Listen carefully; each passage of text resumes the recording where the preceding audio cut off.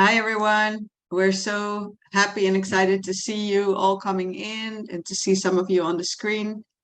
And this 3-day event that we'll be having has been quite some days in the making. We've been working on this together with many of you for quite a while. I'm Joni van der Zand. I work as one of the co-directors of the Men Engaged Global Secretariat. And together with Lakshman, I will be guiding us through the day as we will be hearing from various people and hopefully from many of you here with us as well. Oh yeah, just to say I am from the Netherlands and I am based out of Spain and the Barcelona area.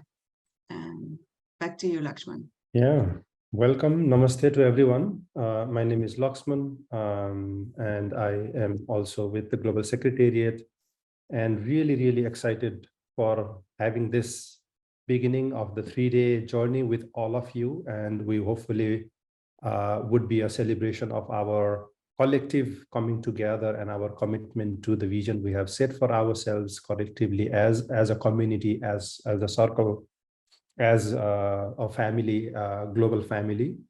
So we are really excited about it, and also to locate very quickly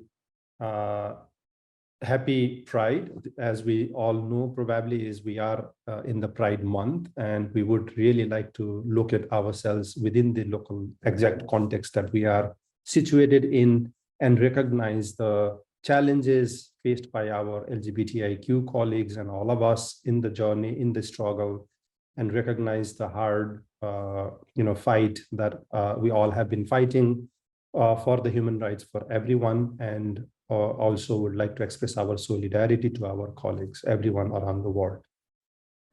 And we welcome all of you to join us as well. So what we wanted to do before was also to give you an opportunity to say hello to everyone. So what we are going to do is that we will open and we invite all of you to unmute yourself and say hello in your own language. And we will keep everything open for a couple of minutes so that you can say hello in your own language. So we invite you to do that. Namaste. Hello. Hello. Hola. Buenos dias. Bom dia, bom dia. Melang. Namaste. Amahoronesa. Namaste. Hello. Oi.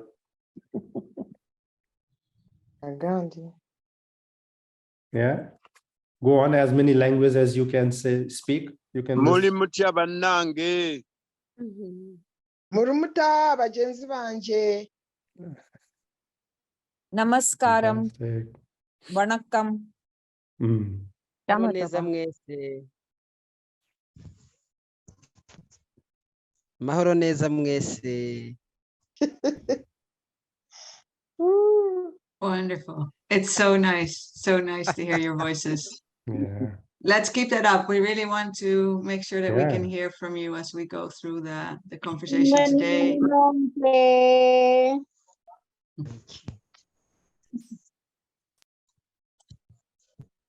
Fantastic. So yeah, as long as you want, we can continue.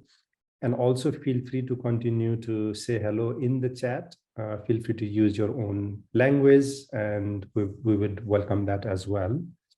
So with that, we just would like to invite our co-chair, Samita Sugatimala, for her words of welcome to all of us.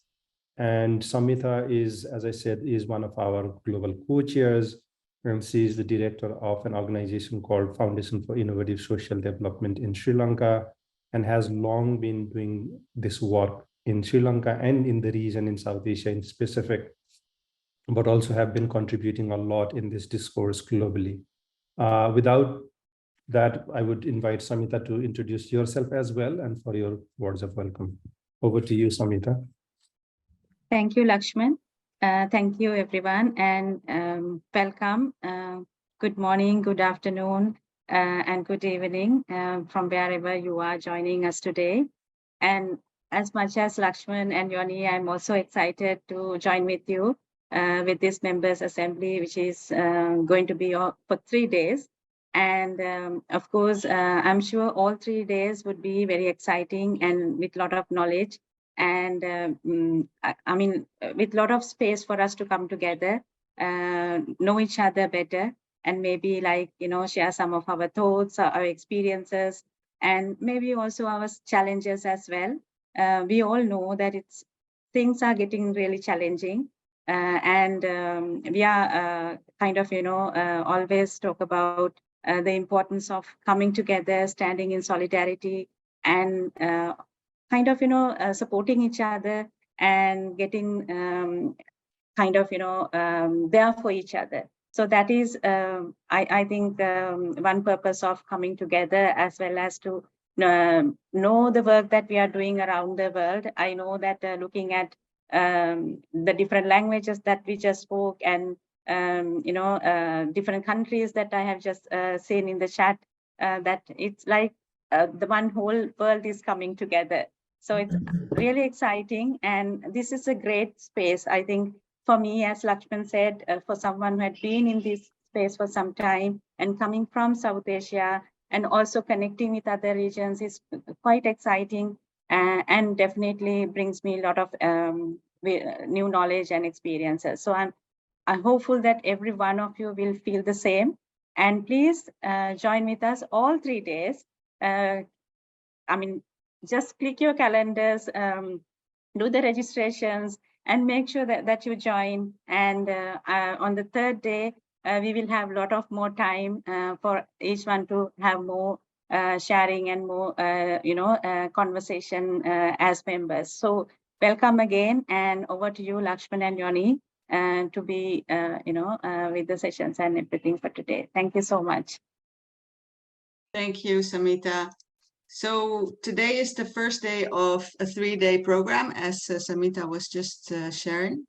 And what we're really seeking to do during these 3 days, as you may all know, it's actually the 3rd time we're doing a Men-Engaged Members Assembly. The 2nd time was just about a year ago. And the first time was in 2014, just after the Delhi Symposium. So we last time also a year ago, we really reflected on the Ubuntu Declaration and how have we done so far with following up on our commitments.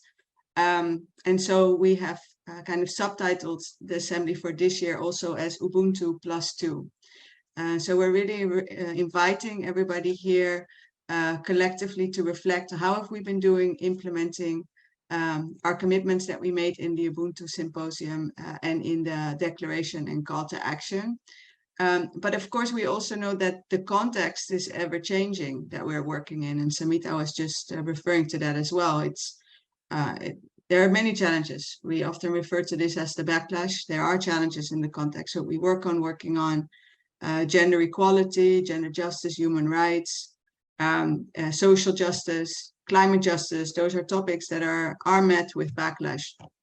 And so we want to invite also the space here to reflect collectively and to share what is it like doing our work in the context of today.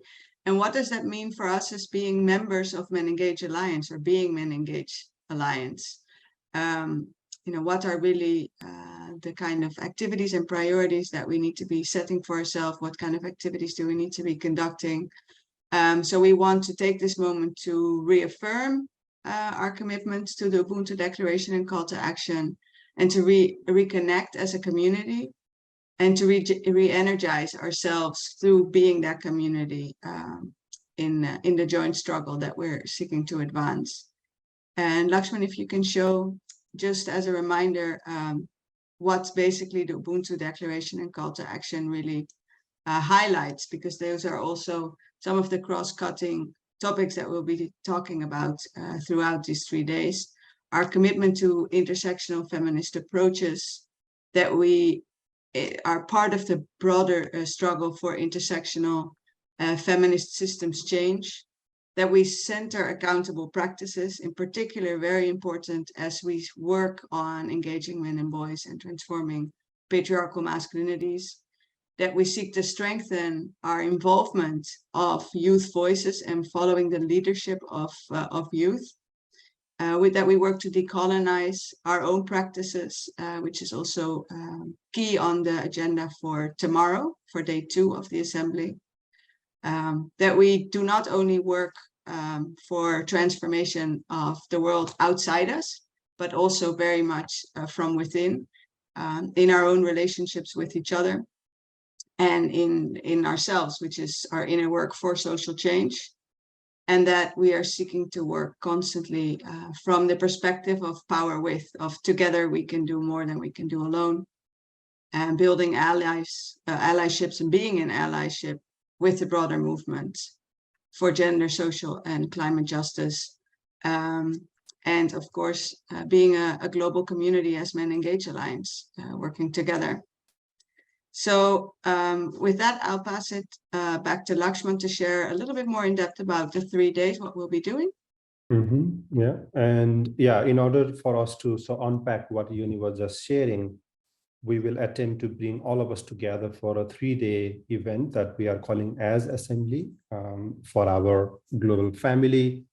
And so as we said, it is a 3-day event. So first day, which is today, we will be looking and diving a little more into unpacking some of the commitments that we as a community, as a network that works based on the certain levels of principles and ethics, and what that means in the context we stand today from an intersectional feminist analysis and a critical dialogue.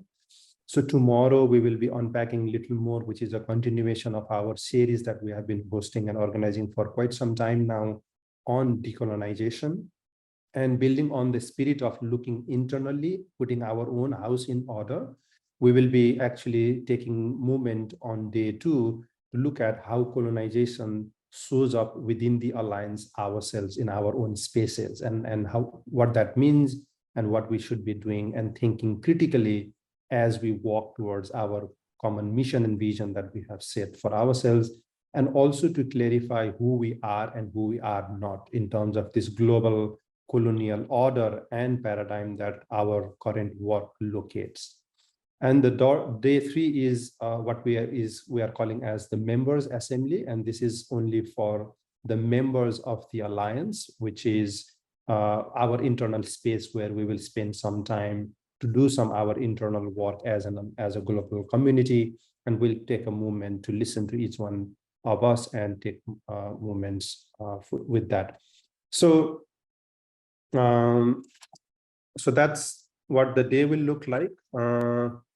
So with this, we'd like to invite Sue Ann, Dr. Barratt in other terms, who is a lecturer and head at the Institute for Gender and Development Studies at University of West Indies, St. Augustine campus. Dr. Barratt interrogates gender-based violence, especially as it manifests through social discourse. And she has tons of and lots of research that extends or experiences around research around extends around human communications, conflict, social media use, and its implication. And much has been also covered in her latest book called Dougla in the 21st Century, adding to the mix that looks at the intersections of race, ethnicity, and nuances around social identities. So without any further introduction, I would invite Sue and Dr. Barratt to sort of introduce yourself as well as give us your introductory remarks. Over to you. Thank you very much, Lakshman. Suan is perfect. Thank you so much. It is such a pleasure to be here. Thank you for the invitation. Thank you, of course, to Joni for the guidance in preparing. Thank you to you. I'm very happy to be part of this moment, as well as to participate in the Men Engage Climate Justice Alliance, which helps me to learn so much more and pursue further work in climate justice. I thought for a moment in the introductory remarks that this moment is actually a kind of expression of this Ubuntu declaration, especially in terms of accountability, inner work, and power with each other, allyship and movement building. So I think if we are taking a moment to check on ourselves, that this is us expressing it very well. So I really appreciate that. It is my pleasure. And just in a few things I thought, let's consider as we contemplate the next 3 days. So good morning to everyone.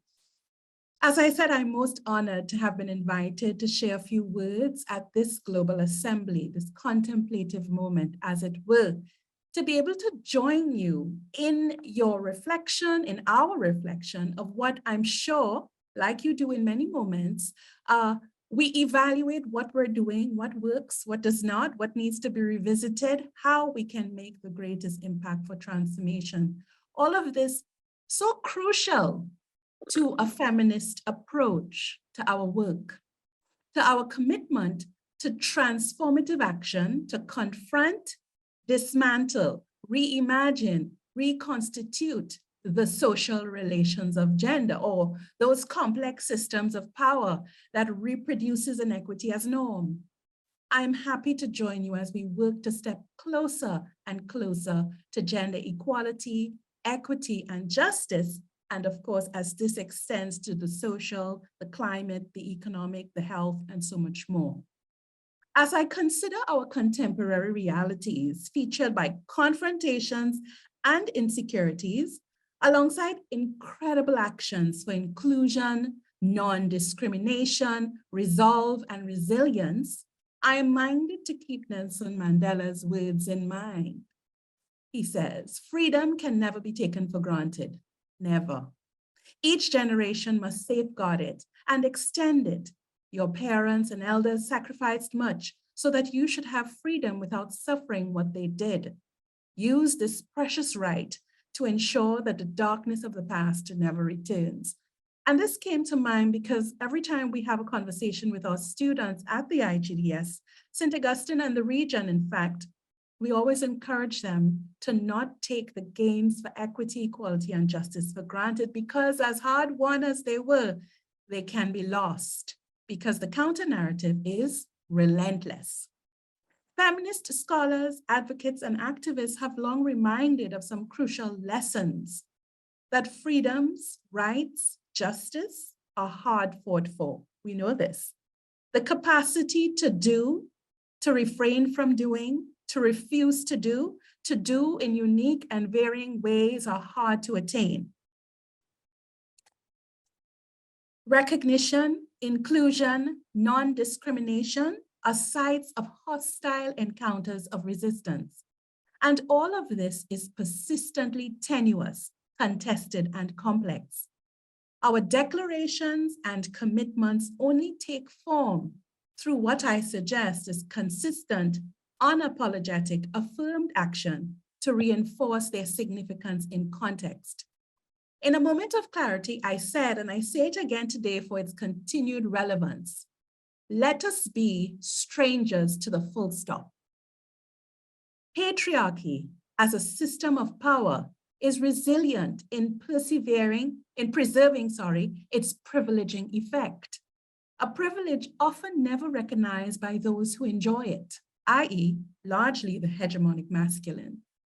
This resilient mechanism never pauses, never takes time, never really takes that time out, that tap out, that say when, never surrenders. Let's take some examples, really recent examples from my neck of the woods, the Caribbean. Just last week in Trinidad and Tobago, explosive moral panic emerged over a children's book in a local bookstore. The matter made the news, being covered in local press and television, local and international, I should say. The matter went viral on social media. The matter spawned a change.org petition, which over 30,000 signatures in 24 hours. It was quick. The matter prompted endless rumor about changes to the school curriculum and threats to the nation's children. What's the matter, you may ask? On the shelf of a local prominent bookstore appeared Mark Kanemaru's I Am a Rainbow, a children's book telling a poignant story of self-acceptance and recognition, alongside a line of Alice Oseman's Heartstopper novels, which tells the story of two boys and their love for each other. Interestingly, this happened just as Pride Month is happening internationally and in July in Trinidad and Tobago. The resistance declared, save our children from over-sexualization, gender dysmorphia, and the gay agenda. Leave that in the foreign, they say, and stop the attempt to turn our society into something we do not recognize, whatever that is, to the resistance.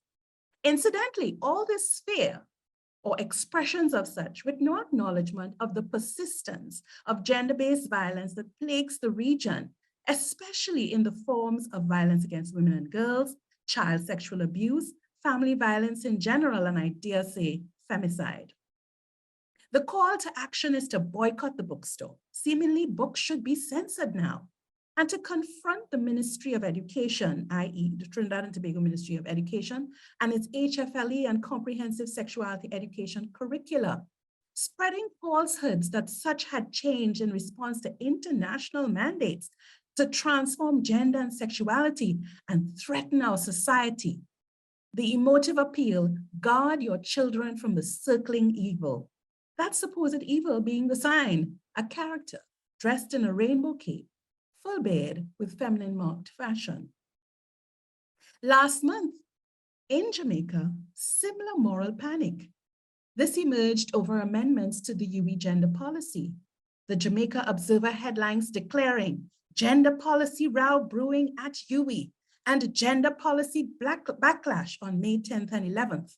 The so-called row and backlash expressed over the policy's use of gender inclusive language to recognize gender non-conforming identities. The policy designed to be a framework of inclusion and non-discrimination for all in all circumstances and at all levels, and which was approved in 2017. In 2022, just 6 amendments. But it became the focus of much anger at the threat to society, to the security of those who did not wish to consider anyone outside of the gender binary, particularly trans women, to the use of gender-affirming pronouns, to the affront to the biology, to the loss of masculinity. It too went viral on social media. It too fueled a petition on change.org. That petition, incidentally, was taken down after multiple inaccuracies were drawn to the attention of the originator. It too preoccupied the media cycle. It too led to a call to save the children. And it too led to a determined attempt to preserve the integrity of the established curriculum, this time at the university level. I share these examples not only to make the self-evident point that sexism, homophobia, transphobia, and so much more continue to be pressing threats to gender equality, equity, and justice, and in turn, complicate any other efforts for justice in other sites of insecurity, be it climate, food, energy, health, economic, or other forms of insecurity. Rather, I share these examples because they demonstrate so well that knowledge is power. What I suggest is a core point we should contemplate these 3 days as a way we continue to persist in our quest and maintain our action. The confrontations and insecurities that feature the contemporary rest not only in struggles over the material, the political, the cultural, but they are deeply rooted, as they have always been, in spheres of influence, spheres of what we know and can know and how we come to know such, in spheres of being and doing and how these are made possible or impossible. Deployed affairs for our own survival, an old trick, by the way, in the interest of the reproduction of systems of power and all the mores, norms, ideologies, structures it perpetuates as necessary conditions for existence. Deployed is in the said and the unsaid is that inequality, inequity, injustice, discrimination, and exclusion are all necessary. Survival mechanisms, as it were, for the supposed right and good among us. Transformation, as we see it, then becomes the threat, especially when that transformation directly addresses, confronts, disrupts patriarchy and the subjects it privileges. We then too, as we take nothing for granted, as we honor the struggles and achievements of those who came before us and those who work alongside us, as we inherit and share strengths and weaknesses, as we encounter long-standing challenges and those that emerge to trouble us, we then too must be relentless in our action, in our use and wielding of knowledge as power. We then too must strategically enter these spheres I've mentioned, subliminally, covertly, overtly. We engage with knowledge as a site of extreme power. This morning, we will contemplate how backlash affects our work. We know that this backlash will never dissipate. We live in a world where extremisms and fundamentalisms persist and pervade. In some spaces, its messages and meanings are explicit, loud, aggressive, the essence of damaging rhetoric. In some spaces, it is administered by the state and other social institutions. In other spaces, it is subtle, simmering, and embedded in the status quo. In yet others, it is all of the above. We also live in a world where transformation of patriarchal norms, especially the most toxic and insidious, is seen as almost akin to death to society. In my experience, the perpetual question is, what about the men, the rights of men, the loss of manhood, the crisis of masculinity, etc., etc. The what about abounds. I suggest that this constant inquiry is not for the most part, lest I engage in flawed generalizations, it is not for the most part driven by reflective evaluation aimed at transforming masculinities and engaging men and boys in gender equality and social justice, as is stated in the Ubuntu Declaration and Call to Action. Rather, I suggest such is driven by a nostalgia for the status quo, a wistful lust for the patriarchal bargains and buyings that maintain the inequalities and inequities we are striving so hard to dismantle in every sphere. As we can see through political discourse, through social media, user-driven content, through mainstream media coverage, the reclaiming of power where it is perceived lost or potentially at loss is done so with a doggedness that signals a clear unwillingness to relinquish ideologies that undermine our purpose. I thus conclude by encouraging us to persist, to be proactive always, to contend with the discomforts of the strategic, to commit our attention to countering the counter-narratives, to harness knowledge as power. And as I said earlier, let us be strangers to the full stop. Thank you.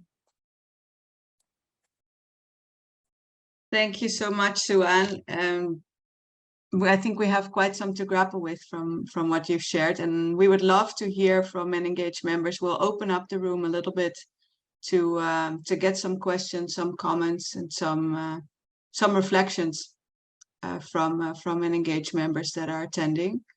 I think just to share one reflection on your call for action on knowledge is power, what came to mind is how we have been working really hard, I think, to hold the line for past agreements that have already been made, and where it has felt for quite some time like there has been progress on gender justice and human rights.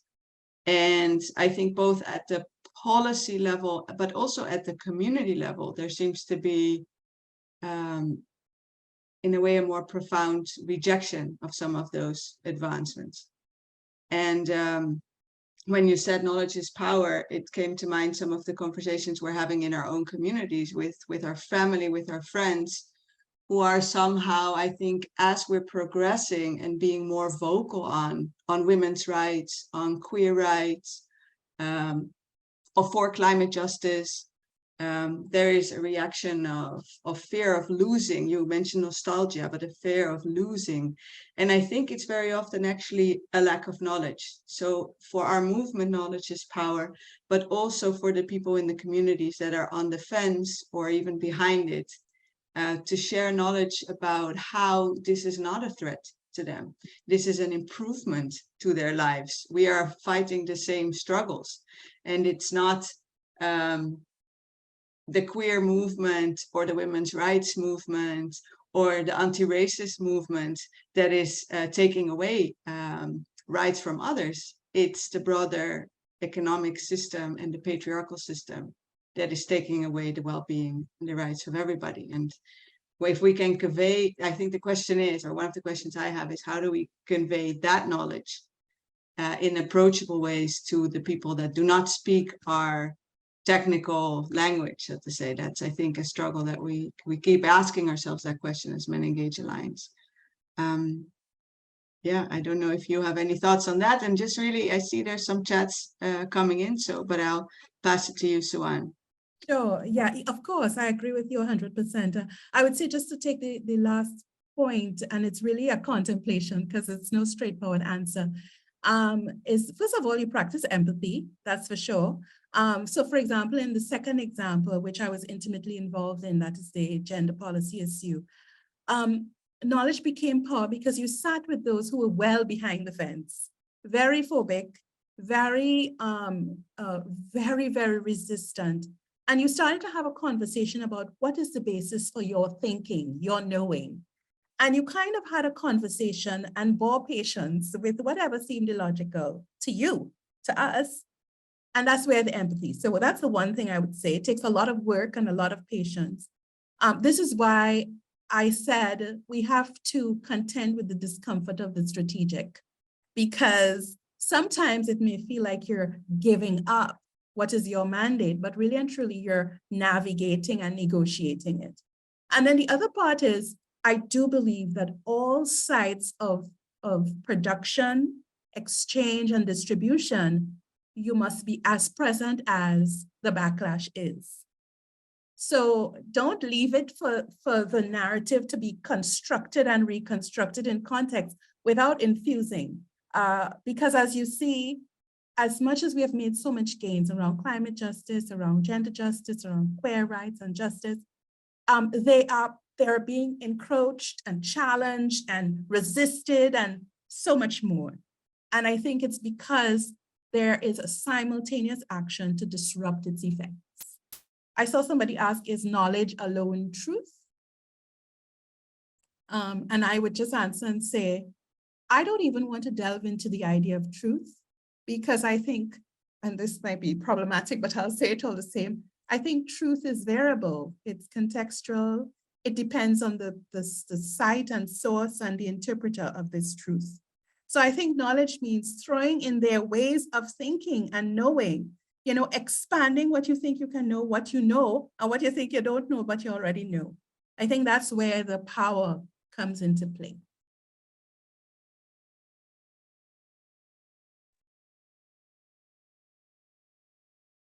Yeah, exactly. No, I think, and also to locate, because we are talking about collective knowledge building as a feminist politics, right? So we are not catering to a particular narrative, but rather being inclusive, as you say, in our own knowledge building and collective strengthening of who we are as a collective, as a movement or part of a broader movement, and what we are trying to counter and not counter all becomes part of the politics. And I think knowledge in that sense, one particular example that becomes little challenging is that sometimes knowledge becomes a manipulative tool for many, particularly those who are located in the privileged position. Then and hence, the struggle doesn't become actually about rights, but about privileges, which is a nuanced thing that we need to really challenge, right? Are we talking about privilege or sustaining of those privileges and continue benefiting while many others are not getting the same, even fundamental human rights to live, free of violence, free of domination, free of oppression, and so on and so on. So I think, you really position and help us for the next round of conversation that we are heading into, to locate and understand the root causes that are this common root causes that puts us, all of us, in binary to each other, which is a fundamental challenge on in itself, but also pushes us to not come together or be able to come together as human beings, right? But continue to see an othering that constantly keeps on happening. So I think that was a crucial point for me, and how do we understand the root causes of the gender norms, and particularly around the notions around masculinities as it relates to power, okay? And how do we problematize that as a community that is trying to add value? So really thank you, and colleagues, we would really like to you to continue adding your thoughts in the chat box, but we are also slightly being mindful of the time. And I think there are some comments in the chat box around how do we really integrate and engage with the traditional knowledge that is used by right-wing forces, as an example of in India, for example, and that is reactionary to the gains of feminist movement. And knowledge is bringing power, and would use the word empowerment is going to be an opportunity to discuss. Yeah, Sita, I think, yeah, we will hear from the speakers now, and then we will have a movement for collective thinking and conversation. So we will, I think some of these questions would also be addressed in the conversations that we are going to have next. And thank you so much, Sue-Ann, for grounding us, for giving us the platform to jump for the conversation and begin the critical analysis. Thank you so much. You will share the screen. Yes, so we will be going into the next part of the event today. We will be hearing from several of our friends and colleagues and fellow activists, thought leaders in the women's rights movement, the broader feminist movement, with expertise on sexual and reproductive health and rights, with LGBTQI backgrounds, youth backgrounds, working on climate justice and other social justice movements. So we really brought this group of people together to provide some various perspectives on the work that Men Engage Alliance has been doing. So they'll share some reflections. But also to just really share what it is that they are doing in their own work, and that they would like Men Engage Alliance to take notice of and to consider how this affects our own work as members in our own context, as well as kind of the collective work that we're doing as an alliance. I know that Diana had challenges to connect, so I'm not sure that she is here. So she may not be able to join us, but I will welcome Festus Kisa, who is moderating, and he'll take over from here. Thank you. So much.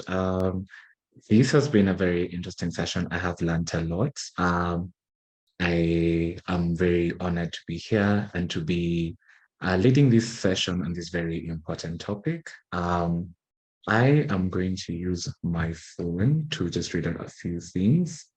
So this session is basically a dialogue between thought leaders and activists, voices, and they're drawn from women's rights, feminist, SRHR, LGBTQIA, youth, climate justice, and other social justice movements. And we basically want to, share perspectives on the state of the world. And, and the panelists will share their asks, their agendas, and the vision for a better future. And we are doing all this while using the Ubuntu Declaration and call to action as our context. And, reflections and views on the urgency and, the need to politicize the work we're doing in transforming masculinities and engaging men and boys. And to do this, we have an amazing panel lined up. It's really unfortunate that one of us could not join us, but still, the work will be done. For the panelists in the room, we will start with introductions. I know that we have translation, we have translators for doing translation. So I kindly ask you to, speak, I don't say slowly, but, let's pace ourselves so that the translators can have enough time to translate and pass on your very important message. So I don't have any particular order, but I'll use the alphabet. So Ayesha, if you don't mind introducing yourself. Thank you. Thank you so much, Festus. And thank you so much to Men Engage for having us here today. My name is Ayesha. I'm from the Sexual Violence Research Initiative, and I work as the Global Advocacy Director there. I'm based out of Cape Town. Our Executive Director, Liz, is actually on the board of Men Engage, and we so appreciate the way that you all work and the principles of support, collaboration, providing networks, facilitating relationships, and also I think, just this whole process of looking inward and accountability and thinking about what we're doing and constantly learning. It's something that we at SVRI believe in very strongly, and just very glad to be sharing in this with you and be here with you. And I also want to say thank you so much, Sue, for that talk and the analysis that, as Lakshman said, really laid a great groundwork for the discussion today. So yeah, that's me, and over to whoever you want, Festus. Thank you so much. At least I really want, pleasure to meet you. Thank you for your introduction. You've not only introduced yourself, but you've also introduced the organization that you work for, which is great. Sohan, you're next.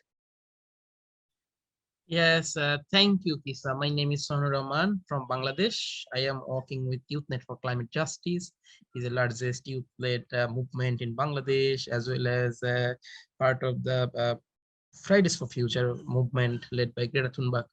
So I joined Meningis Alliance in a project named SRHL for All, and then I joined the Youth Reference Group and also active member of the working group of environment and climate justice of Meningis Alliance. And I am very happy to join here to discuss about the climate justice and feminist system change agenda, as well as the Ubuntu Declaration. And great welcome speech by Sue. Thank you. What you, Kisa? Thank you very much. I need to remind myself to unmute. So basically our session is to just discuss about solidarity, allyship, and accountability to women's rights, LGBTQ rights, SRHR, youth, and other movements, especially in this context of ever-increasing backlash. And I know you're not strangers to this. So without further ado, I'll go to the first question. How are we doing with our commitments to the Ubuntu Declaration 2 years on? Yeah. And this is just from your observation, how are we doing with it? Because as we said, this session is for us to look inwards. And so we're really looking forward to your honest discussion. So I don't know who's willing to take on the question. So I'll just be here waiting. Who'll go first?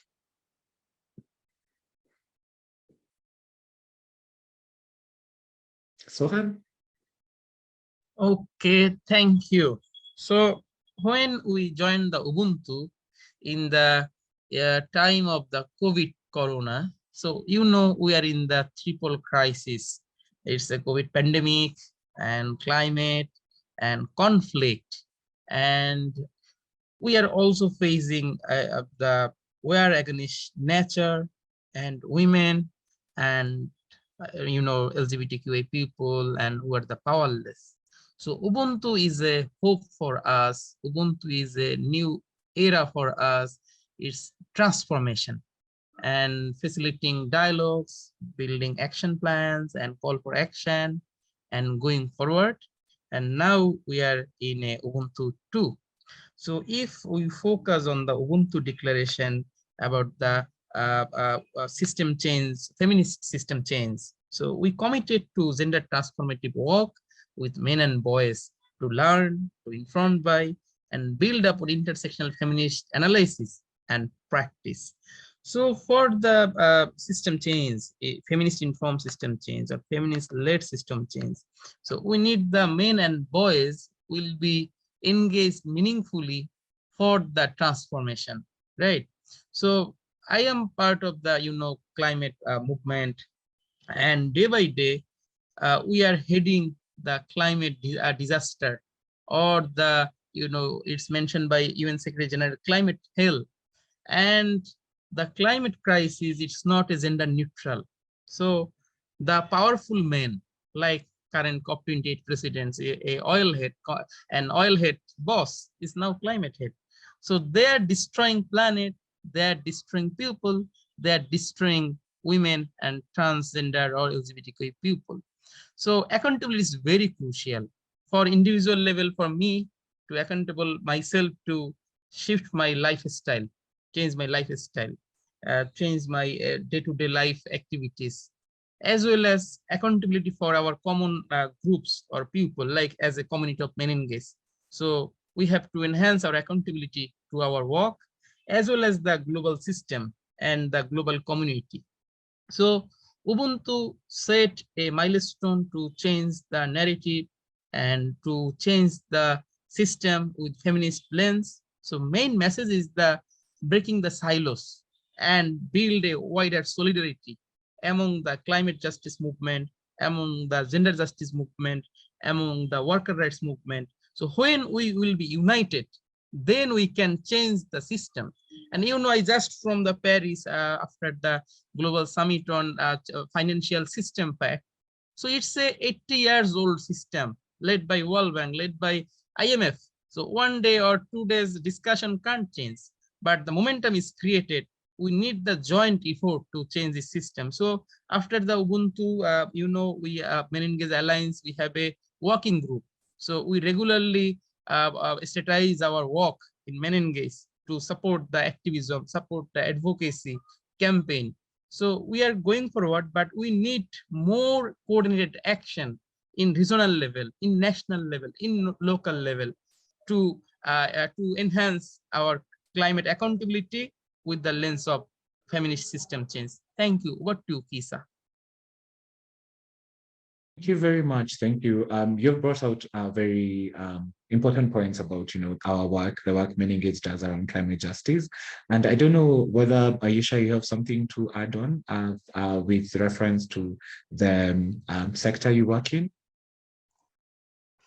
Yeah, sure, Festus. So I think, Sohanur has said some totally critical things. And in our sector, and I think this is going to come out as we discuss more, so I'm just going to very briefly address this one. But I think, SVRI, for those who don't know, is a research network. We work as a network on research on violence against women and violence against children. We have more than 9,000 members in the network, and we fund research in lower and middle income countries for lower and middle income country researchers. And I think we have also been going through a process of transformation and of shifting and of trying to push and shift and learn with the field towards working in different ways, towards funding in different ways, and towards finding ways that are more equitable, more collaborative, more multi-sectoral, working in partnership. Those are all critical and important areas for us.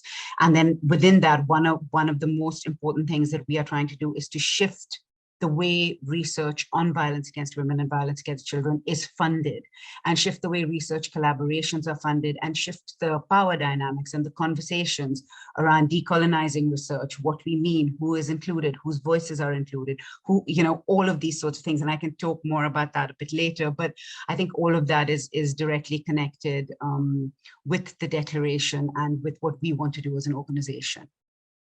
Thank you.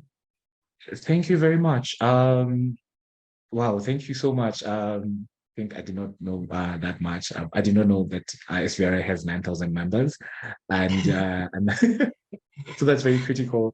And I think just building on what you've said and what Sohan outside has talked about, what has changed? I know when you came up with a declaration, it was in the pandemic, or just we were just coming from that, where we are working from home, and we're just seeing an increase in SRHR violations, human rights violations, all in the name of maintaining COVID. And there was a call for that things have to be different. We have to do things differently, right? So what has changed? And this could be whether in your context or in the sectors that you work in, and maybe you can try to link it to to where declaration is, or the kind of work, or our work, or with men and boys, or on our work, on transforming masculinities. I just want, it's not like I don't want you to rest, Ayesha, but maybe you can share something that you've just been talking, and maybe you can build up on what you are presenting. Sure. I mean, I think if it's okay with you, I'm going to talk about, what has changed and what we want to change, what we are trying to change. Definitely. Yeah, okay, great. In terms of the environment that we work in, and in terms of the funding ecosystem, because that's a sort of really important part of the work we're doing, and explains a specific aspect of the current context. So I'll spend a few minutes on that, if that's okay. I'm not sure exactly how much time we have, and I don't want to encroach on. So, I mean, actually, can you tell me how much time we do have? I do know our conversation is supposed to last 45 minutes. Okay. But of course, we do not believe in restricting people. So I just realized, as just continue with your thoughts. If the timekeeper tells me it's time, I think that's why we'll stop the conversation. Great. But for now, we just want to learn as much as possible. Okay, great. No, and I will try not to ramble on. And I just have a few key things. I just wanted to, if it was just a minute or two, I wanted to just cut it down. But so, I mean, from a funding ecosystem perspective, obviously, as I've said, SVRI operates in the research field. And in that field, we see huge inequities with how research is funded, and with where it is funded. And even if you look outside of it, right, it isn't really news to us that thousands of women's rights organizations frontlining violence against women work and gender inequality remain significantly under-prioritized in terms of funding, in terms of research, in terms of how they are profiled, and large quantities of the funding continue to privilege large, sort of white-led, cis male-led, mainstream, very formalized organizations and groups. And so the contribution of other types of groups can be marginalized because of that. And we have sort of, because of that, also uneven progress, insufficient evidence and knowledge building about the problems that we're seeking to address in lower and middle income countries. So we started conducting a lot of work around this on our own. And for instance, we did a tracking funding study that illustrated how awfully our field is underfunded, how the rhetoric for supporting a lot of the intersectional feminist rights work, especially on violence against women and violence against children, is simply not matched by funding shifts and policy shifts. So I'll just throw out some figures. 4% of overseas development assistance is given with gender equality as a principal objective.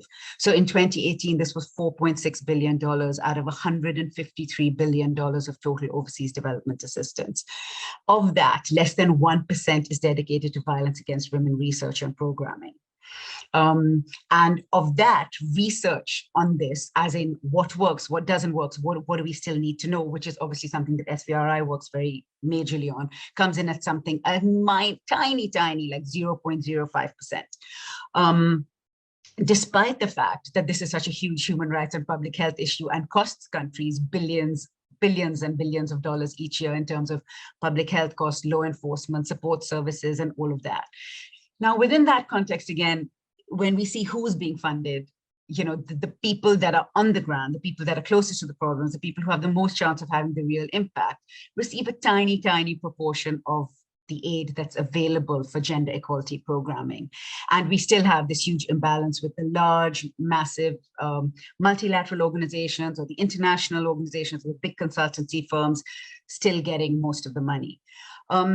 So I think, you know, within the research context, within our context, we are also constantly trying to say we need to shift the money where the research is most needed, and we need to have a localized direct funding perspective, and we need to be giving this money in ways that that actually strengthen capacity on the ground where the research needs to be done. Again, in the broader context, we are then up against, and I'm sure many people in this room are facing, you know, all of these same things and know about all of these same things, but we are facing gender restrictive groups that fight against everything that we are fighting for.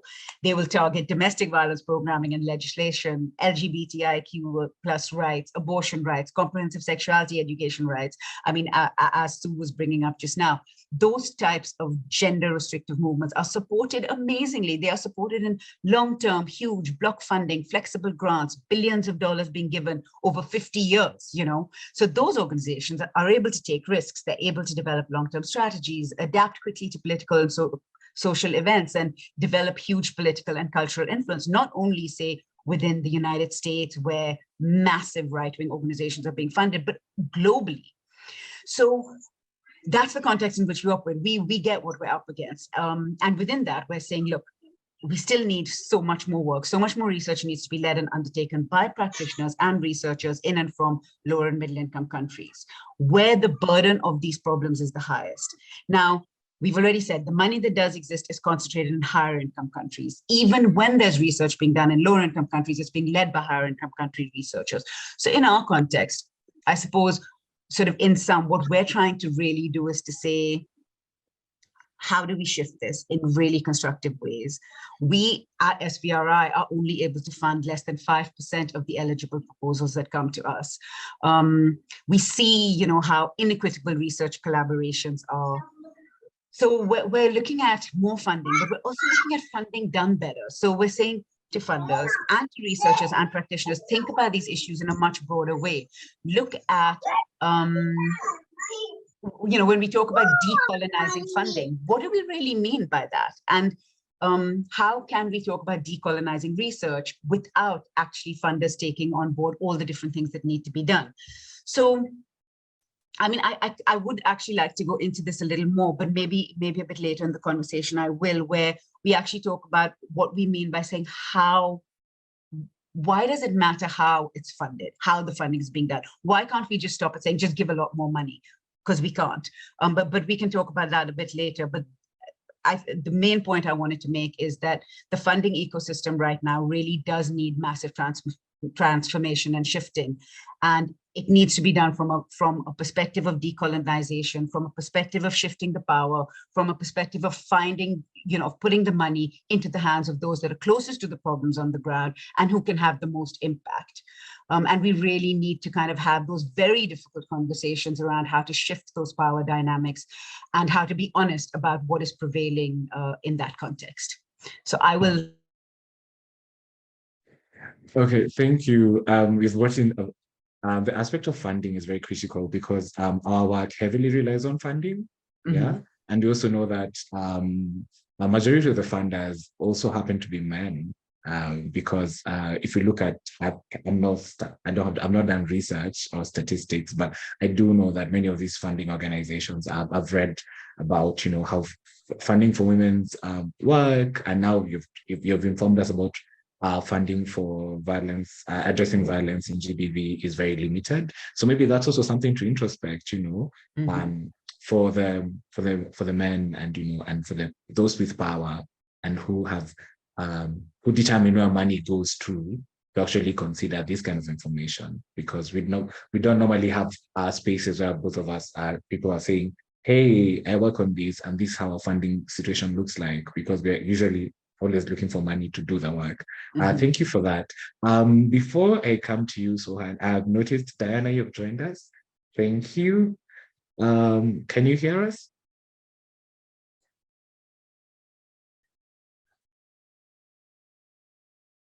Yes, could you introduce yourself? Estoy aquí, puedo escucharles. Okay. Claro que sí, muchas gracias. Buen día, soy Diana Salcedo López, directora de la Liga Internacional de Mujeres por la Paz y la Libertad, LIMPAL, en Colombia, la sección colombiana de la organización internacional WILPF.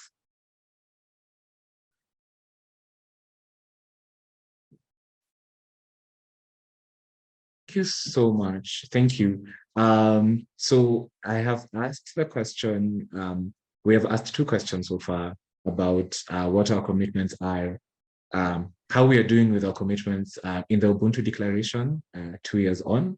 And I've also asked a question around what has changed within the context. So feel free to address that.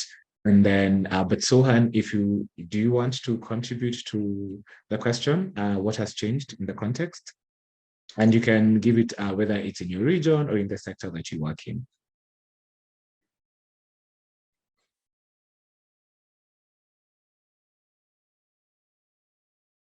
Sohan, Vale, muchas gracias. Bueno, pues okay.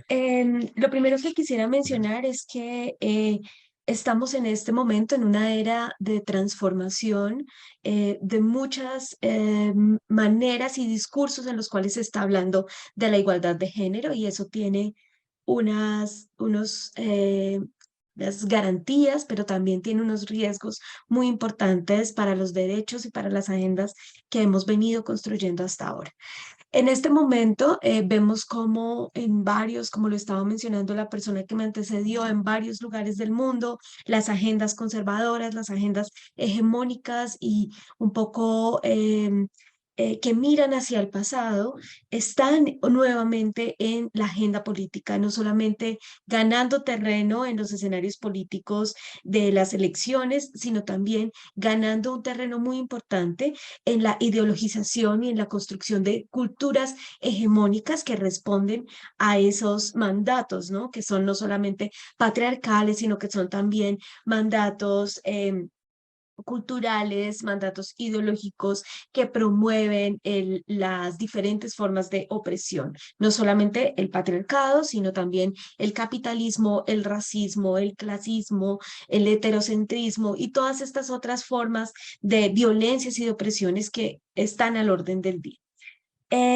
Definitivamente hay un momento político global en el cual hablar de la ideología de género y hablar de la agenda de género ha generado la inclusión de diferentes apuestas políticas que por supuesto son muy importantes, pero que vemos también que, como lo mencionaba la persona anteriormente, está siendo marcada por una agenda hegemónica blanca, en el mejor de los casos mestiza, desde una mirada de clase social y desde una mirada que refuerza la utilización y la expropiación de conocimientos y de experiencias. Esto se evidencia y se ha mostrado no solamente en lo que estábamos hablando hace un momento en términos de la financiación, sino también en las prioridades de la agenda política a nivel internacional.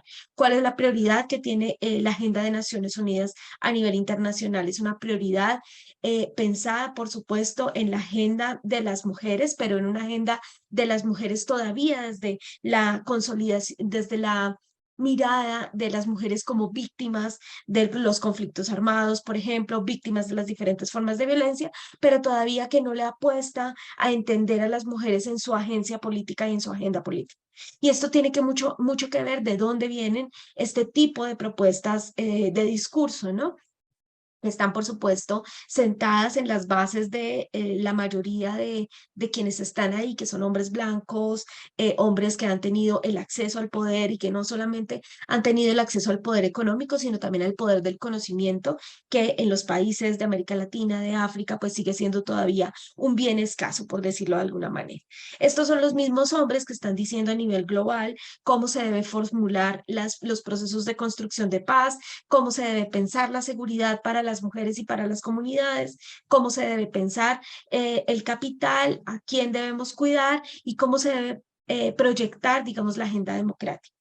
Ahí creo que es muy importante que se haga esta reflexión, este tipo de reflexiones en este momento, porque el cambio del patriarcado, de los sistemas masculinizados, de los sistemas machistas de poder y de opresión han también tenido una transformación para adaptarse a las medidas en las que las mujeres, el movimiento feminista, el movimiento de mujeres y de derechos humanos y por supuesto el movimiento desde esta mirada del colonial ha venido trabajando para fisurar el sistema. De esa manera, cuando nosotras avanzamos en romper ese sistema, en fisurarlo, en mostrar las maneras en las que está transformándose y en las maneras en las que está involucrándose en los diferentes aristas de la vida cotidiana y de la vida política y económica, el patriarcado muta también para hacerse más fuerte y mostrar nuevas formas en las cuales puede transformar ese discurso, no solamente a través de la apropiación de la agenda de las mujeres y de la agenda feminista, que lo estamos viendo en muchos de los países, por ejemplo, en América Latina, muchos de los países están en este momento viviendo unos discursos políticos que buscan a partir de la agenda de las mujeres retroceder en derechos. Y también estamos viéndolo en la manera en la que se generan liderazgos políticos de varones, de este tipo de varones del cual estamos hablando, que a manera de complacencia dicen siempre, sí, estamos muy de acuerdo con la agenda de las mujeres, creemos en que la agenda debe ser transformadora, la igualdad de género hay que avanzarla y demás, pero solamente a manera de discurso, porque luego no hay una verdadera transformación del ejercicio del poder, de cómo desarrollan el poder. Y creo que eso es una importante discusión en este momento. Para nosotras ha sido muy develador darnos cuenta que muchos de los hombres que están ahí en estos escenarios de poder, que generan toda la política internacional y global y que impactan nuestros países, no están dispuestos a dejar el poder, no están dispuestos a dejar de ser el centro del poder, están dispuestos a ver cómo pueden incorporar cosas para tener de una manera complaciente las diferentes agendas interseccionales, pero no están dispuestos a dejar el poder. Y mientras no se transforme el poder, para nosotras va a ser muy difícil transformar realmente las estructuras de dominación que generan todas estas prácticas violentas que no solamente atacan de manera directa a las mujeres con las que trabajamos muchas de nosotras, sino que también afectan la manera en la que se determinan las políticas macroeconómicas de los países y que están enlazadas con un tema que para nosotras es fundamental y es el tema de la militarización y los militarismos en la base de la estructura de poder, que no solamente producen las guerras, sino producen el sustento mismo de las diferentes formas de violencia. Quisiera mencionar eso hasta este momento y luego más adelante poder contribuir en la discusión.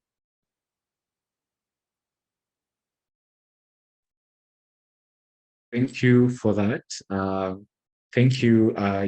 You came in and you just brought in really fire points. So it's amazing. I will call on to Sohan if you have any addition to this. I know we've heard from different sectors, so please add your voice to the conversation. Great. Thank you, Kisa, Diana, and Ayesha rightly mentioned about finance, because without the finance, we can't achieve climate justice or gender justice or social justice. So finance is very crucial. And another unfortunate news for us who are in here, so women are getting less access to the global dialogue, global discussion. So men are already involved, men are already engaged, but they're not talking rightly, they're not doing rightly for a just society. So it's a thinking point for us. So issue is that we are day by day losing our civil space, our democratic space. And from the global negotiation, from the global forum, civil societies are kicking out, and the fossil fuel company lobbyists, they are taking the leadership, and day by day, they are taking the leading position for climate, for social justice, for everything. So, but young people is a new game changer to fight against the fossil fuel lobbyists, fossil fuel companies who are the criminal for the destroying people, for destroying planet, for destroying our gender justice. And how? Like someone is burning fossil fuel in Europe, and day by day they are getting much profit, $1 trillion profit. But in our country, in our South Asia, in our global South, we are breaking record of the death.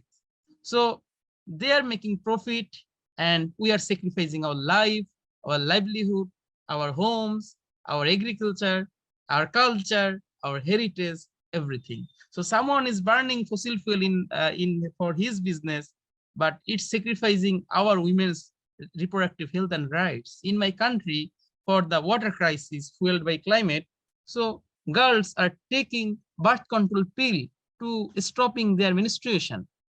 Women are sacrificing their reproductive organ due to climatic events. Women or families are forcing their child, daughter, for the child marriage. Parents are forcing their boys for the child labor. So it's creating a life of inequality, life of poverty, and life of a loss of dignity also. So it's unjust. And if we, the community of Men Engage Alliance, different movement, different coalition can be united, then we can kick out the big polluters and we can hold accountable them for our reparation, for our justiceful demand. And you know, in Paris Agreement in 2015, they committed $100 billion from 2020, but in 23 they have not provided $100 billion every year. So now they are showing double standard, they are showing double counting. And in last summit in Paris, they want to provide more $100 billion as loan. They are focusing on market-based system, but we are demanding rice-based approach, rice-based system. So they are promoting business, they are promoting profit. So as an activist, as a young activist, we are not against the business, we are not against the profit, but we are asking those profit, those business should responsible for our human rights, for our dignity, for our just society. So my last comment is that the climate crisis is impacting to fueling gender-based violence, and it will create more. And the global community, especially global north, they are spending $1 trillion for their global security. They are spending $1 trillion for the destruction of the planet by fueling war between Russia and Ukraine. But they are not supporting us who are the most affected, who are losing their homes. Like my country will underwater by 2050, 80% land, and we will be climate refugee. But global discourse, global negotiation are not recognizing us. So, so it's unjust. So holding accountable them, global community, big polluters, is one of the way to get justice for us. But issue is not only lack of climate action or lack of finance or gap of action.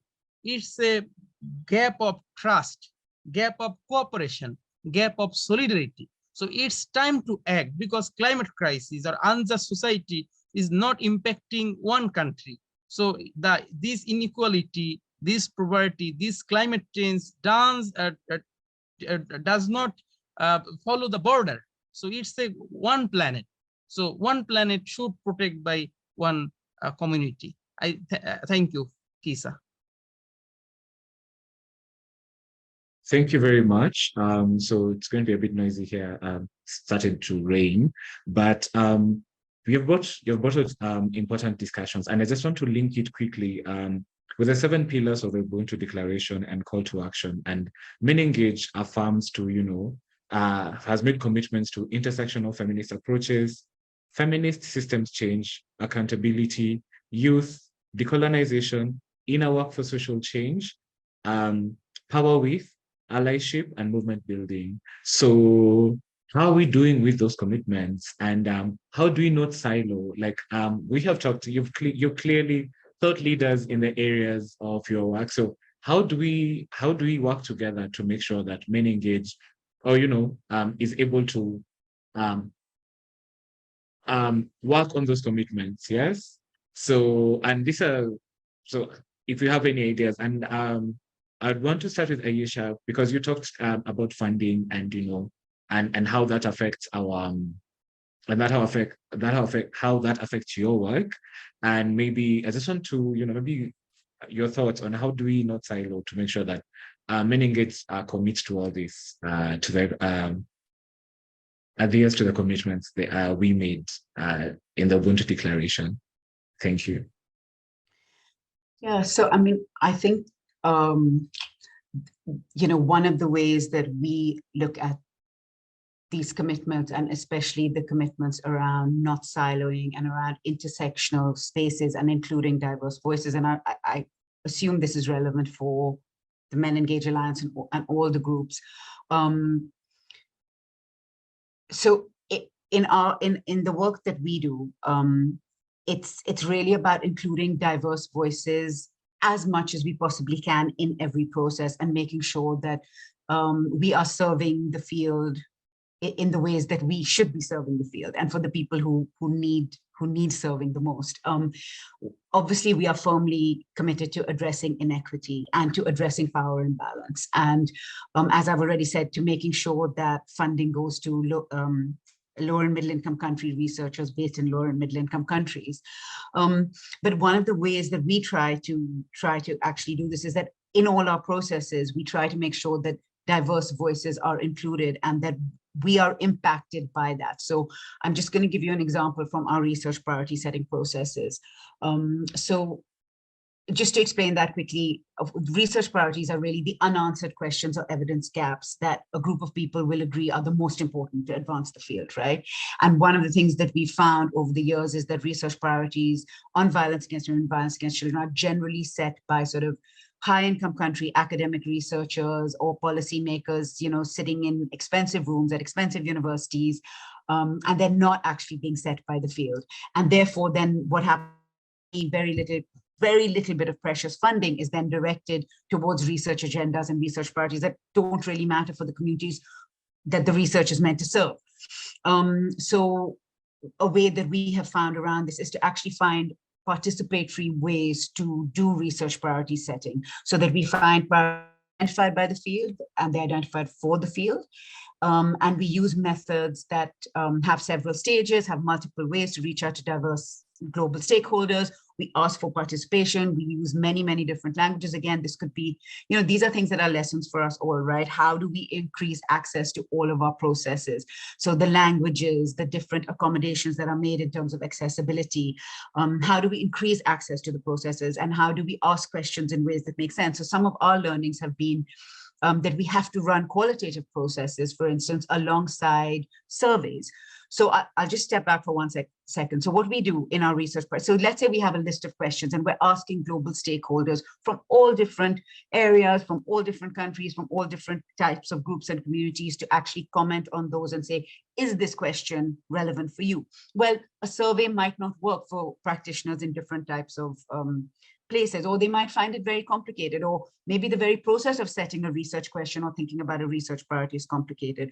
So as we have learned, we've found that there are ways to use different methodologies for that, to sit in focus group discussions with specific communities and specific groups of people, to ask questions in different ways, to ensure that the nuances of people's experiences are captured, whether those are, say, women living with disabilities, whether they are LGBTIQ+ people, whether they're refugee and migrant groups of women whose inputs may not have been substantively included in a research priority setting process. But when we ask the question in a different way, we can find that we can reflect those nuances. So that's just an example of how we try to think around our work and push ourselves to make sure that all our work is most relevant, really, and most inclusive. And then the reason we're doing this is, as I said, to make sure that the very, very tiny bit of resources is directed where it needs to be directed, because that is what we believe ethical funding is. And then we believe that eventually these research priority setting exercises, these agendas will be used as frameworks to guide investment, will be used by researchers to guide you know, the questions that they're going to conduct the research on, will be used by the practitioners to use the agendas on the ground in countries. To address really critical gaps in the field that actually do make a difference to the lives of women and children on the ground. So that's just sort of an example of how we try, you know, and then there was one other aspect of it that is about not siloing. And again, of course, we see this in all the different sectors, you know, there is huge siloing, but one of the ways to stop doing that is to do exactly what we're doing now, right? To have these multi-sectoral collaborations, partnerships, conversations, and I think not to be afraid to actually have the difficult conversations, right? So for example, in our field, we have, between the violence against children field and the violence against women field, there are many tensions that have come out over the years, and that might cause less collaboration between them. But then we have tried to facilitate conversations, to have those spaces, to create safe spaces so that people can actually have conversations and say, this is what is stopping us, and this is what can move us forward. So I think that's another aspect of how we try to be inclusive, not to silo, and to have an intersectional approach that really considers yeah, the multi-sectoral collaboration at its core. Thank you. Thank you so much. Thank you for that. Diana, do you want to contribute to that? How do we not silo in, in making sure that Men Engage Alliance actualizes its commitments to the Ubuntu Declaration? Creo que el enfoque o la perspectiva interseccional siempre va a ser un desafío y sigue siendo un desafío para todos quienes trabajamos en estas áreas, ¿no? Sin embargo, creo que intentar encontrar lugares en donde no se ocupe el espacio ni la agenda de otros sectores es muy importante. A veces el hablar de interseccionalidad se queda únicamente en enunciar el discurso, en enunciar los principios de la interseccionalidad, hacer maravillosos documentos y decir todos y todas y bienvenidas. Pero más allá de eso, el incluir la interseccionalidad tiene que ver también con las prácticas, con los lenguajes simbólicos, visuales, verbales, todo esto que no vemos, pero que también muestra cómo está nuestra mirada de la interseccionalidad. Implica también tener un reconocimiento hacia los otros, hacia quien es distinto a mí, pero sin la intención de apropiar eso que aprendo de ese colectivo, ¿no? Y esto, digamos que a veces es mucho más fácil verlo a manera de ejemplos. Los movimientos feministas en el mundo, las organizaciones de mujeres, hemos avanzado mucho en discutir sobre las herramientas psicosociales, teóricas de participación de las mujeres, por ejemplo, en espacios de reflexión sobre lo que significa el ser mujer en este mundo y si hay un ser mujer en este universo. Y justamente a veces hemos sentido que los movimientos de derechos humanos, en particular movimientos asociados con el trabajo con masculinidades transformadoras o no hegemónicas o todos estos apellidos que tienen en diferentes partes del mundo las masculinidades, intentan apropiar esos mecanismos que nosotras hemos construido para el trabajo con las mujeres. Y creo que esa es una práctica que va contraria a lo que significa la interseccionalidad.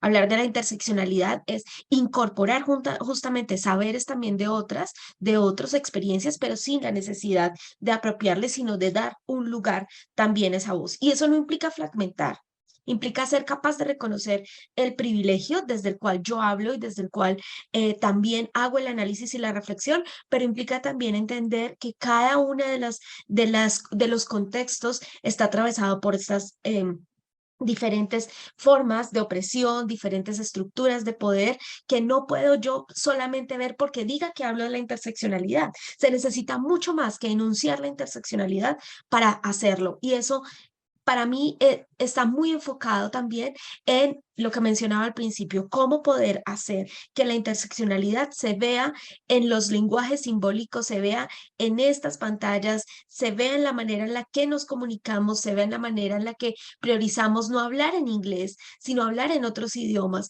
en la manera en la que entendemos también lo simbólico que pasa a través de estas conexiones. Creo que esa es una manera de entender la interseccionalidad, que además debe estar también direccionada en la manera en la que consideramos el uso de los recursos, consideramos el capitalismo también y la manera en la que esos recursos que llegan a las grandes plataformas de derechos humanos, a las grandes organizaciones puedan ser revertidos en mejorar y en transformar las desigualdades estructurales. De resto, estamos hablando de una interseccionalidad que se va a quedar en el discurso académico y en el discurso hegemónico para montar otra contrahegemonía y eso no es lo que esperamos.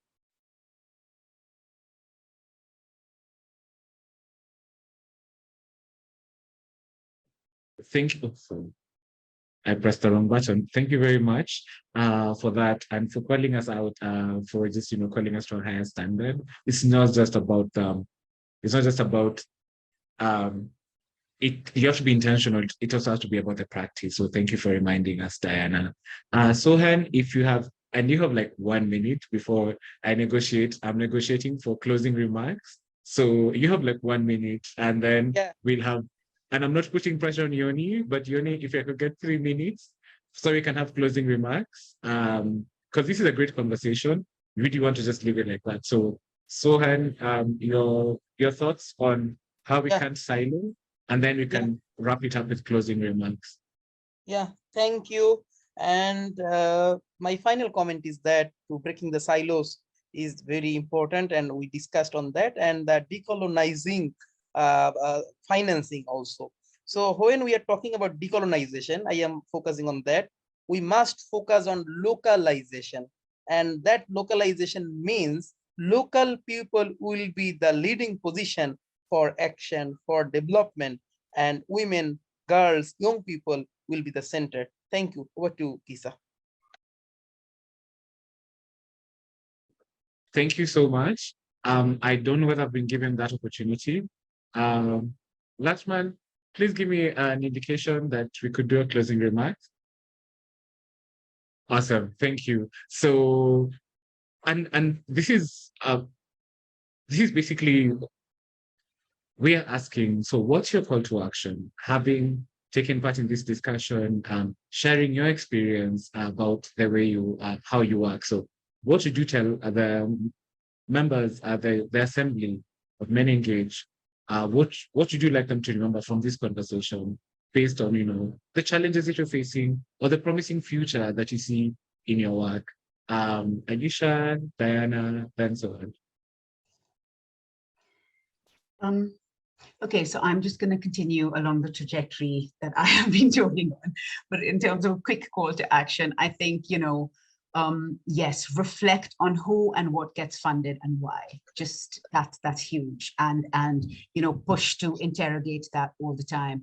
And in fact, as Sohan has just mentioned, advocate for more localization, decolonization of research and decolonization of research funding, and interrogate what that really means in terms of action, not just, because we use all these words and sometimes it's like, we don't really know what actions we want to do. And at SVRI, that's something we've really been looking into, and I can share resources on that with everyone if they'd be interested. Then the second thing is just ensuring that funding is informed by an evidence base that's guided by research agendas and actually answers a policy or practice imperative, and that is done in partnership, to ensure that local voices, women's voices, community voices are centered in the identification and the conduct of setting those priorities. And thirdly, okay, I've got two more. And thirdly, just addressing the trust gap, because I think there is such a massive trust gap. There are so many stereotypes and power imbalances that exist in the funding ecosystem. Support researchers in lower and middle income countries in the same way that researchers in higher income countries are supported. Give more long-term and flexible funding, and do not get despondent. I mean, take time to celebrate the progress that has been made, because there is amazing progress being made, but we also do need to be mindful of the challenges that we must still face. And I think finally, just to center self and collective care, to ensure that we keep doing this work, but that we can keep doing this work from a perspective of well-being and care, addressing the trauma that people face in doing this work, and that each one of us in every one of our organizations needs to actually be doing that internally for ourselves and advocating for, for funders to be taking account of that, to be taking account of self-care, collective well-being, so that we may do the work in the best way possible as we go forward. Okay, thank you very much. Thank you. Diana, do you have something to say as, as a call to action? Sí, también tres comentarios muy rápidamente. Uno es reforzar esta idea de la necesidad de transformar los lenguajes, invitarles a cuestionarse no solamente el lenguaje formal en estos espacios y cuando estamos hablando con otros, sino también los lenguajes desde la manera en la que nos posicionamos frente a otras y que escuchamos a otras personas. Dos, redistribuir el poder, no solamente el poder económico, sino también el poder del conocimiento y el poder de la palabra. Y eso implica pensarnos en diálogos distintos, en diálogos más horizontales, en no solamente a partir de el complacer al otro, sino también del darle el lugar y el reconocimiento de la agenda y de la agencia. Y tres, creo que hemos aprendido mucho las feministas de esto, y es la necesidad de cuestionar e incomodar al sistema hegemónico. Y eso implica que hay que hablar de estos temas en otras esferas, hay que incluso ponerlos en lugares de contra la pared para presionar un cambio de paradigma y un cambio y una transformación en la manera en la que incluso los movimientos de izquierda pensamos la interseccionalidad, pensamos la agenda de derechos de las mujeres y la agenda feminista.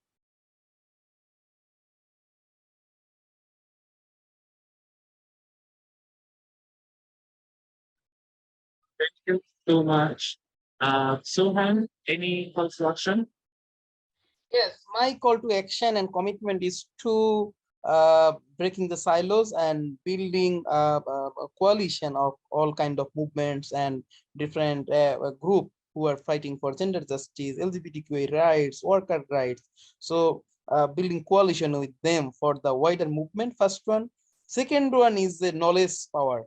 So how we can unpacking the issue of how climate justice and gender justice are interlinked, how the just transition are interlinked. So working together for focusing on climate justice and human rights agenda, and continue my advocacy, my activism to hold accountable the powerful businesses, powerful communities, powerful countries, and not only accountable them, as well as build trust, trust building with them for the tackle this crisis. And last one, as a man, I received huge opportunity for my patriarchal community, society, country. So my commitment is to shifting this narrative and to leading, to support women and girls to lead this climate justice movement. Thank you. Over to you.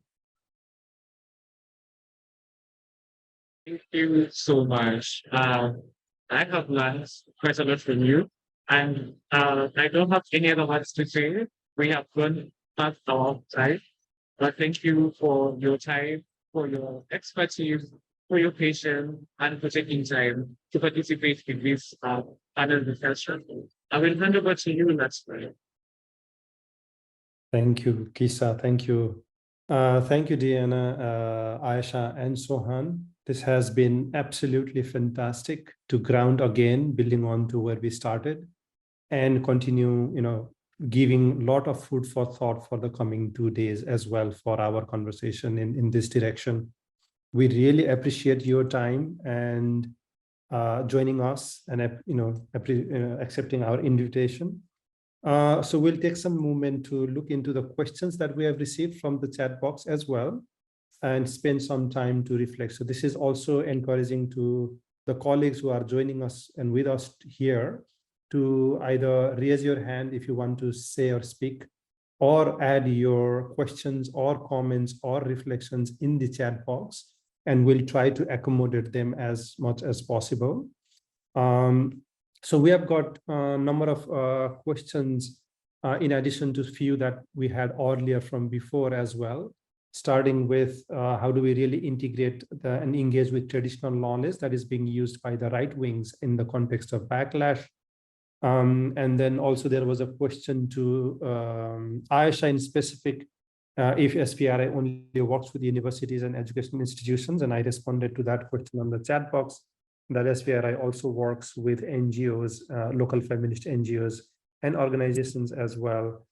And then there is a question from Victor: is there or should there be a real difference between working with violence against women and violent men, and is there a real model that works for both?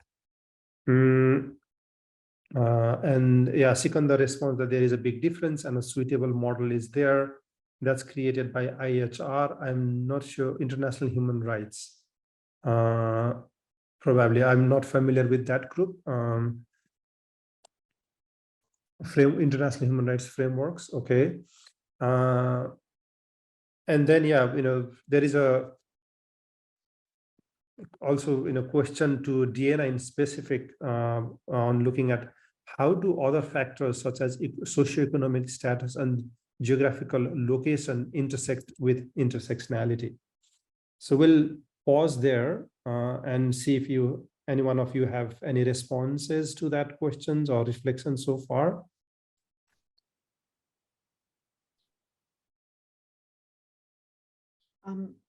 Lakshman, can I quickly go ahead, jump Ayesha. in? Mm-hmm. Yeah, just I'm not exactly sure if I've understood that question on working with violence against women or working with violent men, but I mean, just to say that, of course, engaging men and boys is absolutely critical to our work. You cannot work on violence against women without working and engaging with men. And I think one of the things that has come out a lot in the research that has actually, like some of the great findings that we found, is that programs that work only with violent men don't necessarily work that well. But programs that work with men and women in partnership have actually been shown to work very well. So we know we have to work with men. We know we have to work with men alongside women. We know we have to be very thoughtful in how the work is done, and that engaging men on their own is definitely not as effective. But yeah, so I don't know if that will answer that that person's question, but basically working with men is critical in determining any kind of results when it comes to violence against women. Yes. Thank you, Ayesha. Yes, Tiana. Gracias, Laxman. Primero sobre la cuestión anterior de la violencia contra las mujeres, sin duda, es muy importante, como lo mencionaba Ayesha, trabajar con los hombres, pero no trabajar con los hombres para reforzar la estructura de poder masculina de los hombres, porque ese es un error muy común. Lo que hay que hacer, en nuestro criterio, es trabajar con los hombres para evitar el continuum de violencias contra las mujeres, para romper y afectar ese sistema de violencias y para transformar la manera en la que se construyen las relaciones interpersonales, pero creemos firmemente que también es un asunto de los varones ocupar un lugar en el que puedan hacer su propia reflexión sobre la construcción de su subjetividad, y es responsabilidad de los varones ver de qué manera van a transformar las relaciones que ejercen de propiedad y de dominio sobre las mujeres, generalmente las relaciones sexoafectivas. Eso podríamos hablar de eso mucho tiempo, pero solo ahí cortico para aportar. Y con relación a la pregunta específica sobre el estatus socioeconómico, sin duda hablar de la interseccionalidad nos lleva a pensar también en esas condiciones socioeconómicas. Sin embargo, en países como Camerún, República Democrática del Congo, vemos cómo los hombres, incluso los hombres negros que son afectados, digamos, por este sistema colonialista, tienen muchos más privilegios que las mujeres. En el momento en el que hay que tomar una decisión en una familia de quién se queda en el trabajo y quién se queda en la casa para cuidar a una persona que requiere el cuidado, generalmente siguen siendo las mujeres las que se quedan. Eso solo es una muestra de cómo eso sigue siendo un factor determinante. Claro, hay que analizar todos estos estatus socioeconómicos, pero nunca, en nuestro criterio, eso puede ser un justificante de la manera en la que los hombres reaccionan para ejercer el poder sobre las mujeres. Muchas veces nos encontramos como con argumentos que nos dicen que el hecho de que los hombres están en una situación de pobreza hace que ellos generen unas relaciones violentas contra sus parejas. Si eso fuera así, las mujeres seríamos súper violentas, estaríamos asesinando un montón de varones en nuestras relaciones en el mundo entero, porque estamos en un lugar de mayor exclusión, pero tenemos una reacción distinta a esas formas socioeconómicas que han determinado a las mujeres en unas condiciones de pobreza que incluso en muchas ocasiones están por debajo de la de los varones más empobrecidos.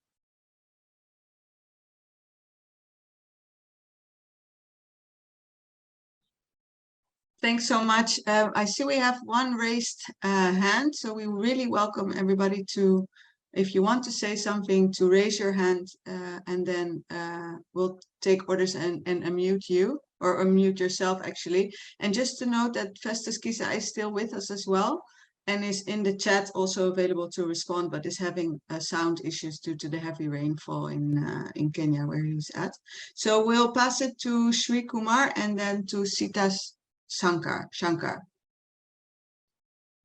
Yeah, thank you. First of all, I would like to thank all the speakers. It was wonderful and very thoughtful. So I come from India, and my work is on research on adolescent masculinities in public schools. And it's a context where I see religious tensions with the rise of right wing and backlash coming.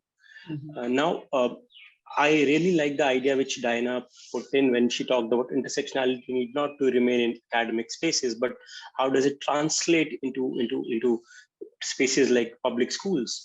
And my research is exactly trying to explore the relationship between multiple identities at school level with young boys.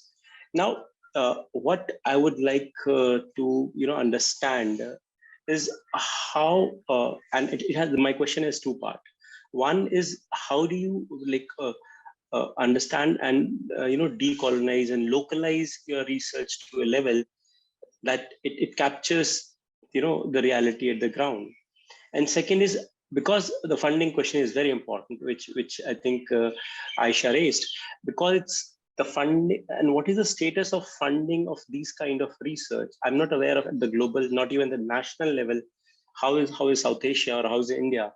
So what is the level of funding? So I'm connecting both in terms of academically, how do you translate in terms of practicing intersectionalities at school level? I conduct workshops for boys at school level on comprehensive sexuality education, SRHR. But then how is the funding status? And connect these two dots, playing out intersectionality at this level. So if somebody can, intervene and help me understand this. Thank you. We'll hear from a couple more of the participants. Yeah, Sita, go ahead. Thank you. Excellent presentations and very good discussion. My points are more, one is a question, and the second is perhaps just sharing something which is happening in my country. I'm also from India. The first is, and it's going to be a little bit different from what y'all are discussing, but this is a doubt I've been having for many, many years, having worked in women's empowerment and feminist groups, is that how do we teach? It is great talking about masculinity, patriarchy, and trying to change that conditioning.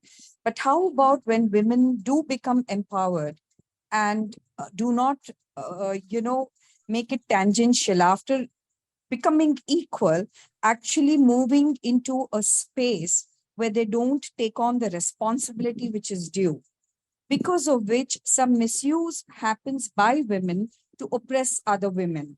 I think that's an aspect we should also think of. While we totally acknowledge that men and patriarchy is an issue and violence is there, but there is a lot of inequality because of oppression of women on women. And this can be seen in a lot of laws in my country as well, which were made for giving rights to women. Women were supposed to get justice from this, but because of misuse of so many laws by women on other women, there is no justice even to the women who deserve it.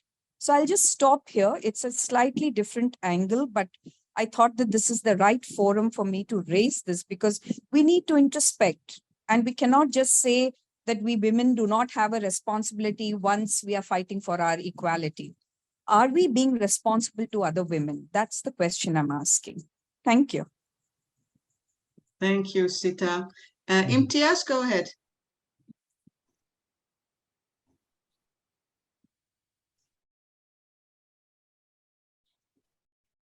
Imtiaz, are you able to hear us? You have the floor. Yeah, there you go. Can you hear me now? Yeah, sorry, I am in a place where you cannot see me. It's there is no electricity. First of all, to come quickly about Sri Kumar's question about funding.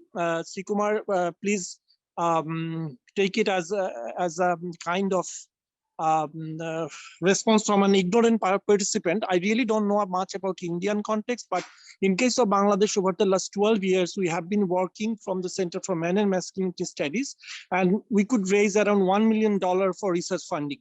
And all these works were done on men and masculinity issues. And I have been working with my students in around 500 schools with funding support from UNDP Bangladesh, UBS Foundation, Optimus Foundation, and also with Promundo US. So there are opportunities for getting funding. What you need to do is to really network with right kind of people and right kind of forum. And Men Engage Alliance can be a very strong forum for you to really know about all these opportunities.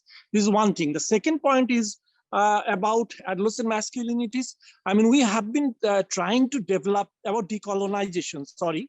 Look, decolonization, I mean, this is a term that we need to explore, I would say, in a large in in-depth manner, but very quickly to say that, the construction of masculinity is, the way we look at it, it is multiple, right? And what happens in case of Bangladesh, at least, we see that lot of changes is happening, but many of these changes are not sustainable. For example, women are becoming empowered, but men are not accepting empowered women to live with. So we see a huge rate of divorce or increasing rate of divorce, which is obvious. But how to really also make men acceptable this new situation where women will be empowered, and that empowerment actually help everyone.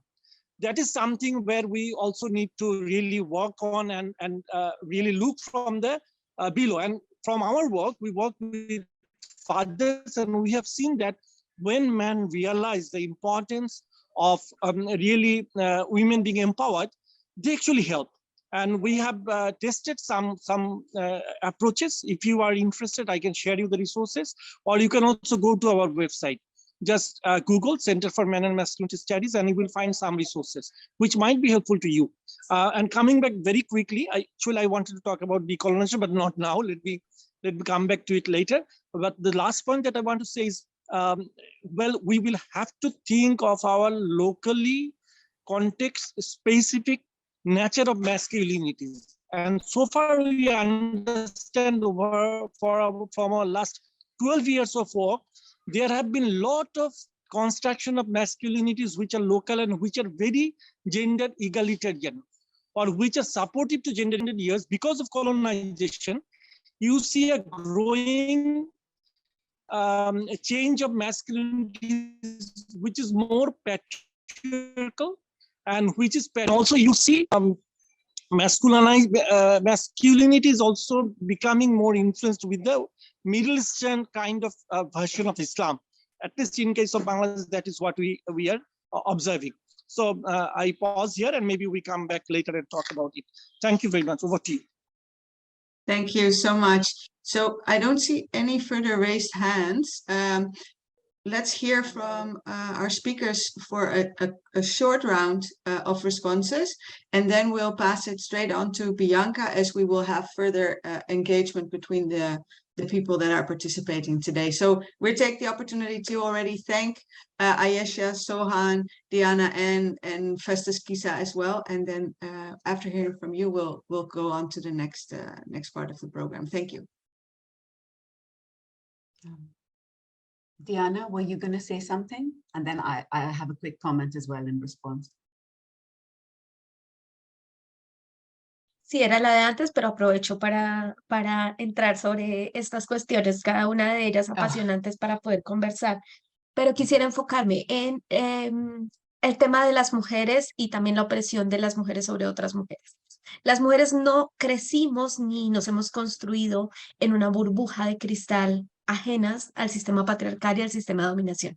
Y eso implica que para nosotras también ha sido un proceso de construir esas maneras en las que ejercemos el poder, y muchas de nosotras ni siquiera les interesa, a muchas de las mujeres ni siquiera les interesa de construir ese poder.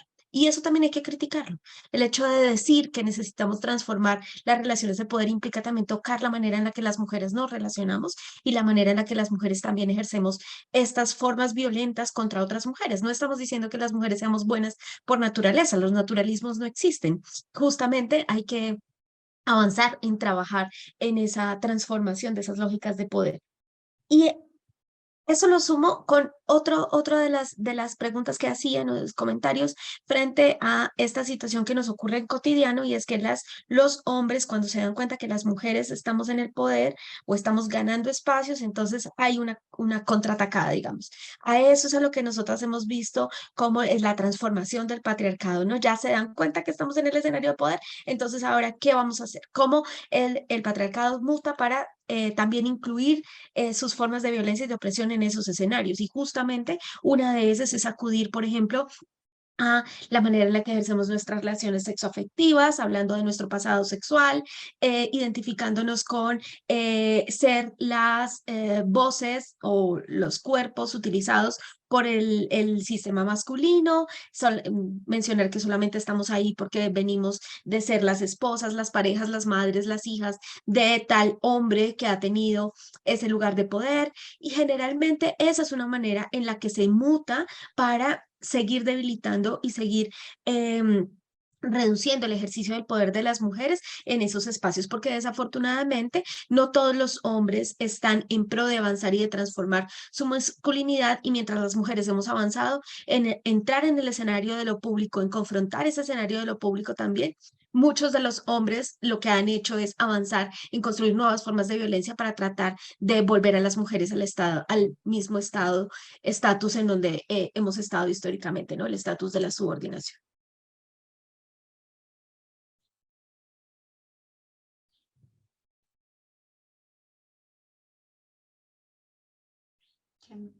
Can I jump in quickly? Mm-hmm. Okay, thank you.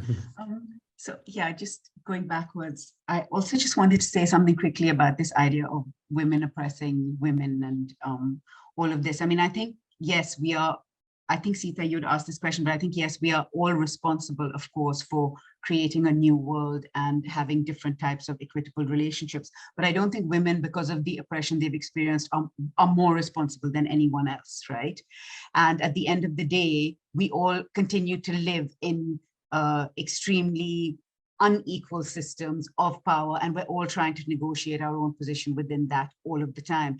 And what we need, and what social norms research has taught us now, is that it is many interventions over a very, very long period of time, repeated, that finally can lead to some sort of social norms change that actually will transform power relations between communities and then networks and then larger communities and populations, so that we're not always in that situation. So I think we do need to keep in mind that those sorts of that sort of change that actually transforms entire societies happens over multiple decades.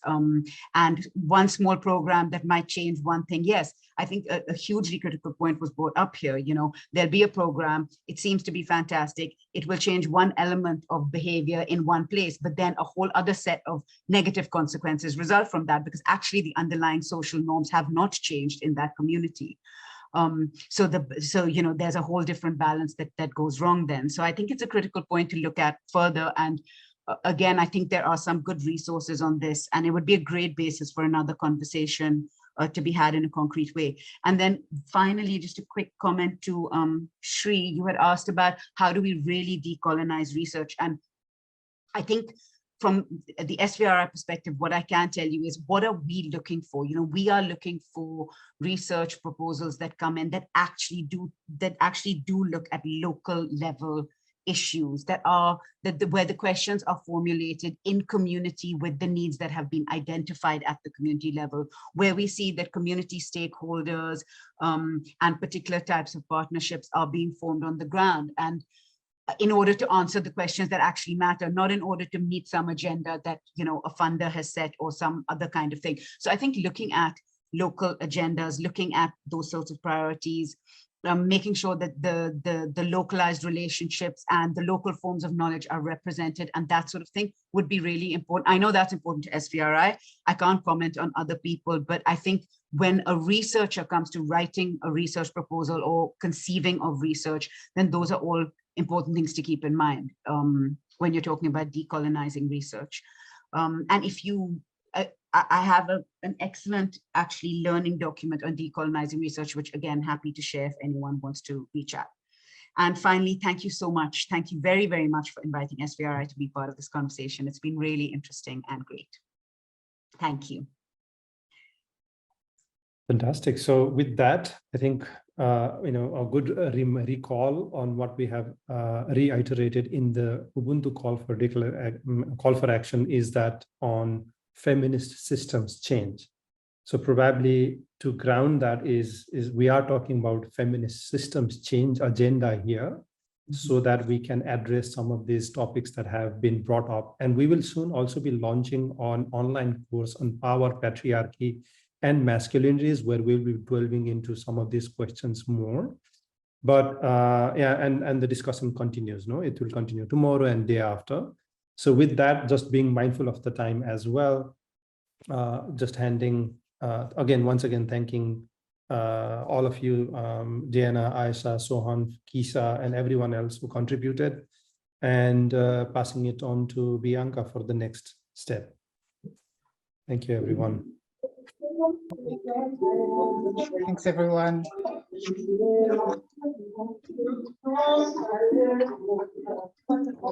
Apologies, there's somebody who's got their mic unmuted. I'm just going to look for that quick. Okay, it's gone. Great.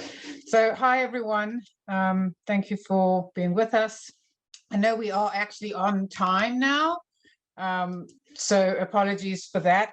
We are going to go into a moment where we get to spend some time with each other, to connect in with each other. One of the things that was said in the organizing of this event was that if we were having an in-person event, there would be opportunities to meet at the coffee, there would be lunches together, etc. And one of the benefits of the in-person is the opportunity to actually meet other members and other partners and colleagues in the work. And so we are having today we're just going to do it for 10 minutes, but we're going to have an opportunity. I will open breakout rooms. What you'll see when I open the breakout rooms is an opportunity to select which language breakout room you'd like to be in. So you'll see there's some that are English, some that are Spanish, and some that are French. So depending on what language group you would like to be in, you will select your own breakout room. And then you'll have about 10 minutes just to connect in with each other. Honestly, we don't want to dictate what it is. It could be just hello, where you're from, how come you're a member. It could be something about what came up today. It's entirely up to you as to what you would like to share with each other. But just an opportunity to actually get to know other people that are in the room today. So what I'll do, as I say, I'm going to open the rooms now. Okay, so people should be coming back now. Thank you, everyone.